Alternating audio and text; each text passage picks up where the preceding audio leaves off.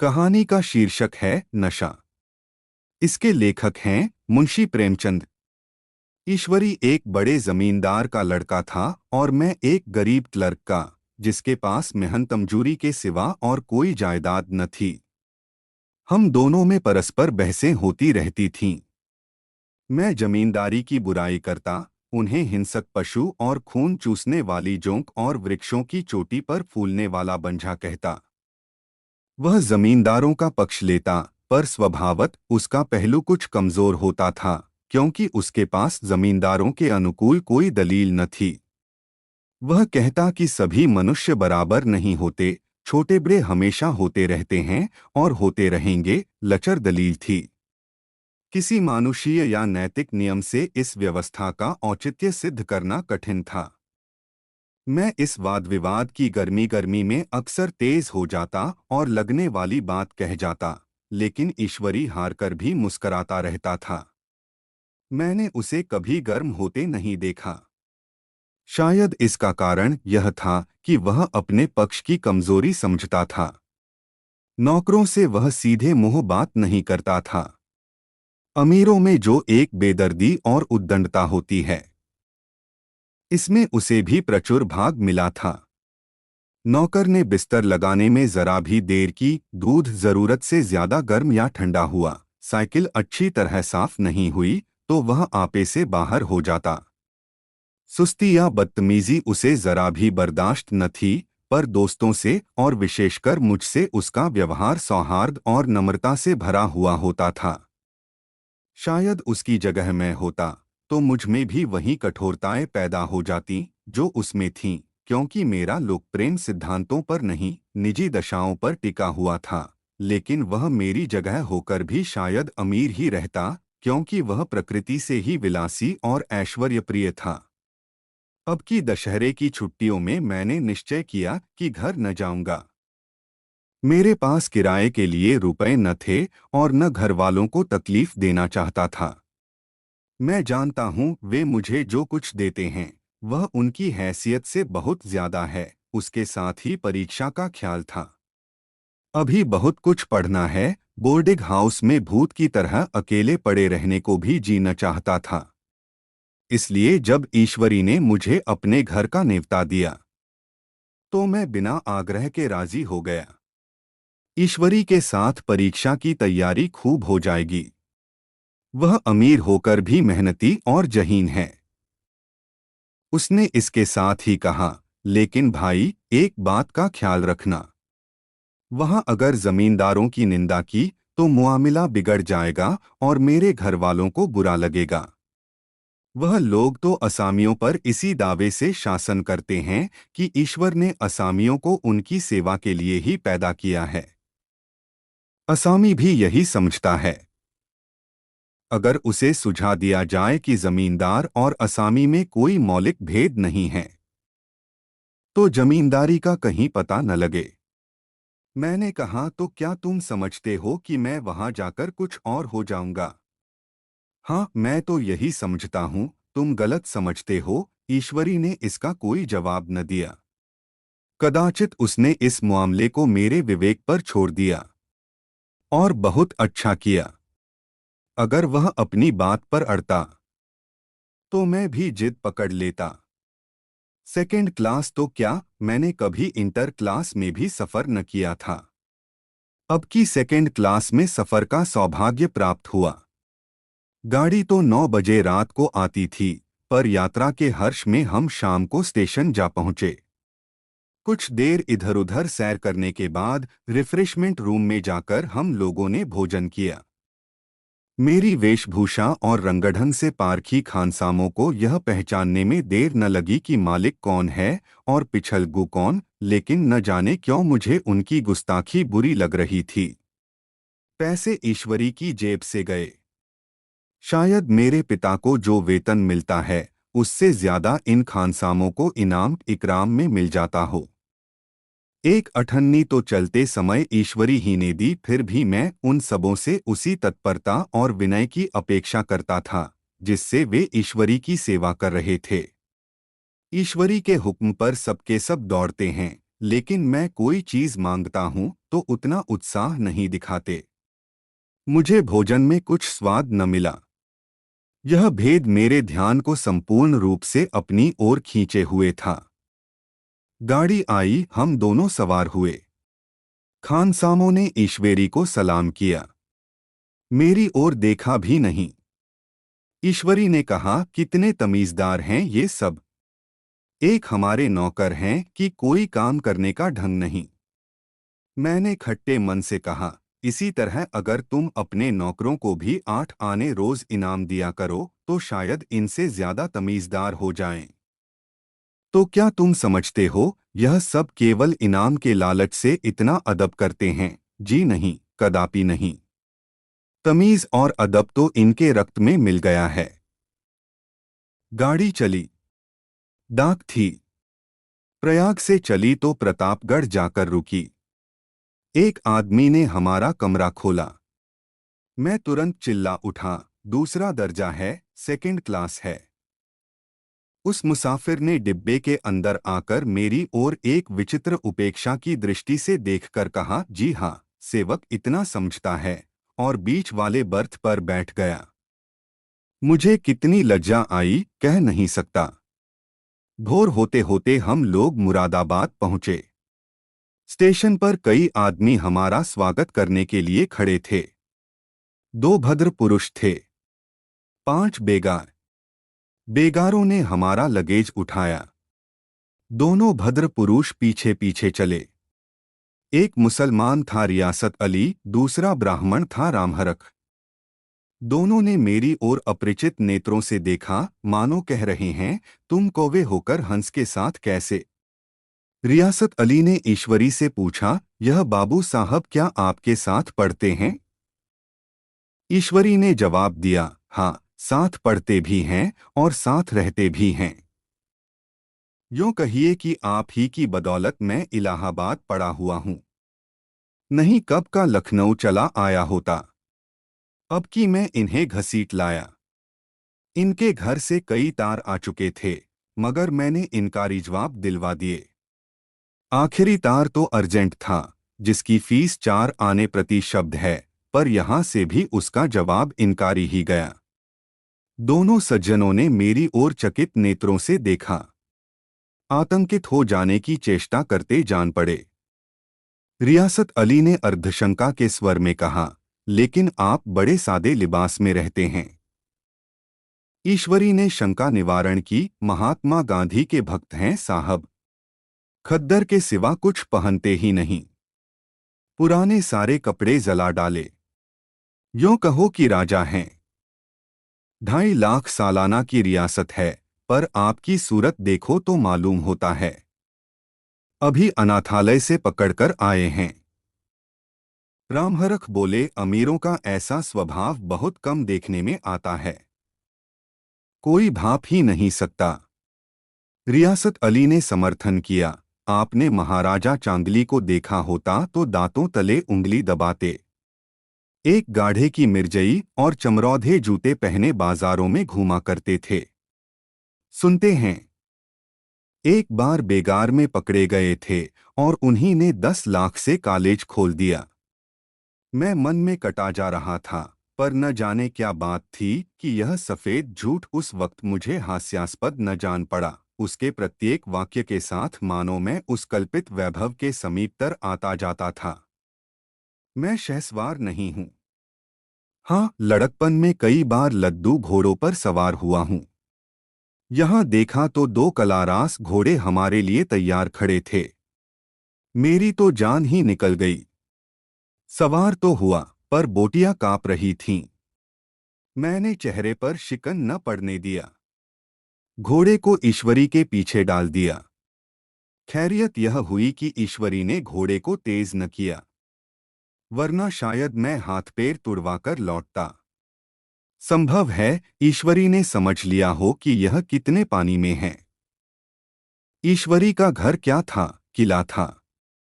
इमामबाड़े कासा फाटक, द्वार पर पहरेदार टहलता हुआ, नौकरों का कोई हिसाब नहीं, एक हाथी बंधा हुआ।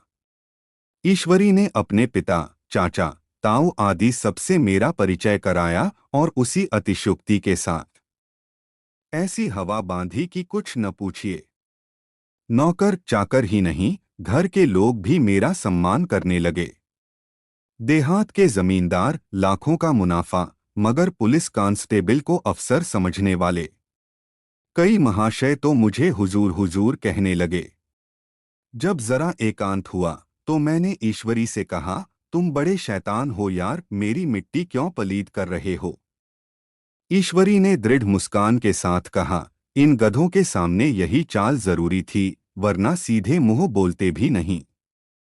जरा देर के बाद नाई हमारे पांव दबाने आया। कुंवर लोग स्टेशन से आए हैं, थक गए होंगे। ईश्वरी ने मेरी ओर इशारा करके कहा, पहले कुंवर साहब के पांव दबा। मैं चारपाई पर लेटा हुआ था। मेरे जीवन में ऐसा शायद ही कभी हुआ हो कि किसी ने मेरे पांव दबाए हों। मैं इसे अमीरों के चोचले, रईसों का गधापन और बड़े आदमियों की मुटमर्दी और जाने क्या क्या कहकर ईश्वरी का परिहास किया करता, और आज मैं पोतरों का रईस बनने का स्वांग भर रहा था। इतने में 10 बज गए। पुरानी सभ्यता के लोग थे।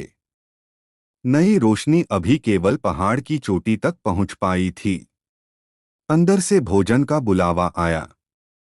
हम स्नान करने चले। मैं हमेशा अपनी धोती खुद छांट लिया करता हूँ, मगर यहाँ मैंने ईश्वरी की ही भांति अपनी धोती भी छोड़ दी। अपने हाथों अपनी धोती छांटते शर्म आ रही थी। अंदर भोजन करने चले। हॉस्टल में जूते पहले मेज पर जा डटते थे। यहाँ पाँव धोना आवश्यक था। कहार पानी लिए खड़ा था। ईश्वरी ने पाँव बढ़ा दिए। कहार ने उसके पाँव धोए। मैंने भी पाँव बढ़ा दिए। कहार ने मेरे पाँव भी धोए। मेरा वह विचार न जाने कहाँ चला गया था। सोचा था वहां देहात में एकाग्र होकर खूब पढ़ेंगे, पर यहाँ सारा दिन सरसपाटे में कट जाता था। कहीं नदी में बजरे पर सैर कर रहे हैं, कहीं मछलियों या चिड़ियों का शिकार खेल रहे हैं, कहीं पहलवानों की कुश्ती देख रहे हैं, कहीं शतरंज पर जमे हैं। ईश्वरी खूब अंडे मंगवाता और कमरे में स्टोव पर आमलेट बनते। नौकरों का एक जत्था हमेशा घेरे रहता। अपने हाथ पांव हिलाने की कोई जरूरत नहीं, केवल जबान हिला देना काफी है। नहाने बैठो तो आदमी नहलाने को हाजिर, लेटो तो आदमी पंखा झलने को खड़े। मैं महात्मा गांधी का कुंवर चेला मशहूर था। भीतर से बाहर तक मेरी धाक थी। नाश्ते में जरा भी देर न होने पाए। कहीं कुंवर साहब नाराज न हो जाएं, बिछावन ठीक समय पर लग जाए। कुंवर साहब के सोने का समय आ गया। मैं ईश्वरी से भी ज्यादा नाजुक दिमाग बन गया था, या बनने पर मजबूर किया गया था। ईश्वरी अपने हाथ से बिस्तर बिछा ले, लेकिन कुंवर मेहमान अपने हाथों से कैसे अपना बिछावन बिछा सकते हैं। उनकी महानता में बट्टा लग जाएगा। एक दिन सचमुच यही बात हो गई। ईश्वरी घर में था। शायद अपनी माता से कुछ बातचीत करने में देर हो गई। यहाँ 10 बज गए। मेरी आंखें नींद से झपक रही थीं, मगर बिस्तर कैसे लगाऊं। कुंवर जो ठहरा। कोई 11:30 बजे महरा आया। बड़ा मुहल्का नौकर था। घर के धंधों में मेरा बिस्तर लगाने की उसे सुधि ही न रही। अब जो याद आई तो भागा हुआ आया। मैंने ऐसी डांट बताई कि उसने भी याद किया होगा। ईश्वरी मेरी डांट सुनकर बाहर निकल आया और बोला, तुमने बहुत अच्छा किया। यह सब हरामखोर इसी व्यवहार के योग्य हैं। इसी तरह ईश्वरी एक दिन एक जगह दावत में गया हुआ था। शाम हो गई, मगर लैंप मेज पर रखा हुआ था। दियासलाई भी थी, लेकिन ईश्वरी खुद कभी लैंप नहीं जलाता था। फिर कुंवर साहब कैसे जलाएं? मैं झुंझला रहा था। समाचार पत्र आया रखा हुआ था। जी उधर लगा हुआ था, पर लैंप नदारद। दैवयोग से उसी वक्त मुंशी रियासत अली आ निकले। मैं उन्हीं पर उबल पड़ा। ऐसी फटकार बताई कि बेचारा उल्लू हो गया। तुम लोगों को इतनी फिक्र भी नहीं कि लैंप तो जलवा दो। मालूम नहीं ऐसे कामचोर आदमियों का यहाँ कैसे गुजर होता है। मेरे यहाँ घंटे भर निर्वाह न हो। रियासत अली ने कांपते हुए हाथों से लैंप जला दिया। वहाँ एक ठाकुर अक्सर आया करता था। कुछ मनचला आदमी था, महात्मा गांधी का परम भक्त। मुझे महात्मा जी का चेला समझकर मेरा बड़ा लिहाज करता था, पर मुझसे कुछ पूछते संकोच करता था। एक दिन मुझे अकेला देखकर आया और हाथ बांधकर बोला, सरकार तो गांधी बाबा के चेले हैं न। लोग कहते हैं कि यहाँ सुराज हो जाएगा तो जमींदार न रहेंगे। मैंने शान जमाई, जमींदारों के रहने की जरूरत ही क्या है। यह लोग गरीबों का खून चूसने के सिवा और क्या करते हैं। ठाकुर ने फिर पूछा, तो क्यों सरकार, सब जमींदारों की जमीन छीन ली जाएगी। मैंने कहा, बहुत से लोग तो खुशी से दे देंगे। जो लोग खुशी से न देंगे उनकी जमीन छीननी ही पड़ेगी। हम लोग तो तैयार बैठे हुए हैं।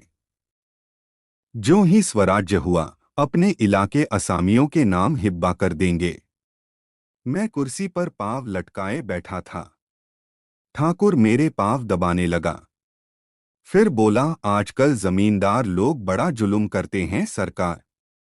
हमें भी हुजूर अपने इलाके में थोड़ी सी जमीन दे दें तो चलकर वहीं आपकी सेवा में रहें। मैंने कहा, अभी तो मेरा कोई अख्तियार नहीं है भाई, लेकिन ज्यों ही अख्तियार मिला मैं सबसे पहले तुम्हें बुलाऊंगा। तुम्हें मोटर ड्राइवरी सिखाकर अपना ड्राइवर बना लूंगा। सुना, उस दिन ठाकुर ने खूब भंग पी और अपनी स्त्री को खूब पीटा और गांव के महाजन से लड़ने पर तैयार हो गया।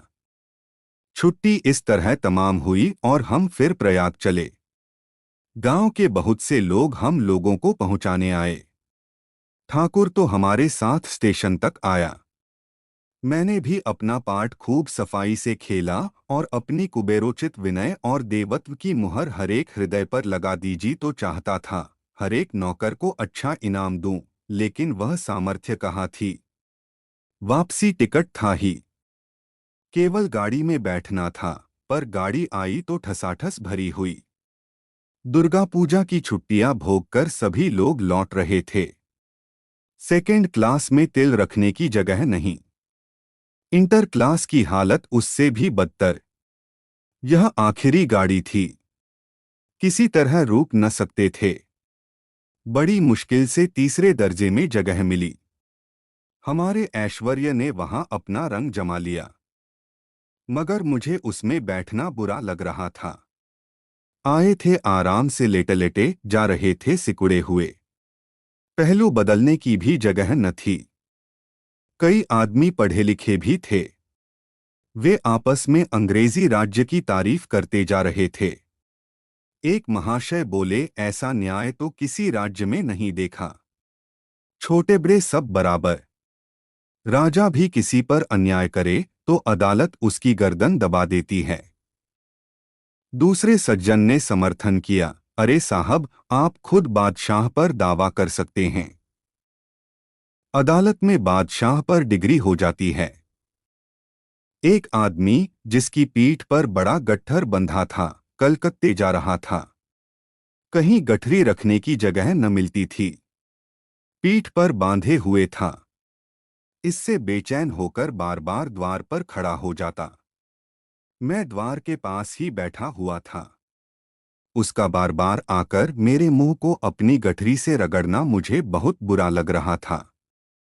एक तो हवा यूं ही कम थी, दूसरे उस गवार का आकर मेरे मुंह पर खड़ा हो जाना मानो मेरा गला दबाना था। मैं कुछ देर तक जब्त किए बैठा रहा। एकाएक मुझे क्रोध आ गया। मैंने उसे पकड़कर पीछे ठेल दिया और दो तमाचे जोर जोर से लगाए। उसने आंखें निकालकर कहा, क्यों मारते हो बाबूजी, हमने भी किराया दिया है। मैंने उठकर दो तीन तमाचे और जड़ दिए। गाड़ी में तूफान आ गया। चारों ओर से मुझ पर बौछार पड़ने लगी। अगर इतने नाजुक मिजाज हो तो अव्वल दर्जे में क्यों नहीं बैठे? कोई बड़ा आदमी होगा तो अपने घर का होगा। मुझे इस तरह मारते तो दिखा देता। क्या कसूर किया था बेचारे ने? गाड़ी में सांस लेने की जगह नहीं। खिड़की पर जरा सांस लेने खड़ा हो गया तो उस पर इतना क्रोध। अमीर होकर क्या आदमी अपनी इंसानियत बिल्कुल खो देता है? यह भी अंग्रेजी राज है जिसका आप बखान कर रहे थे। एक ग्रामीण बोला, दफ्तरन माँ घुसन तो पावत नहीं, उस पर इतना मिजाज। ईश्वरी ने अंग्रेजी में कहा, what an idiot you are Bir. Bir, तुम कितने मूर्ख हो। और मेरा नशा अब कुछ कुछ उतरता हुआ मालूम होता था।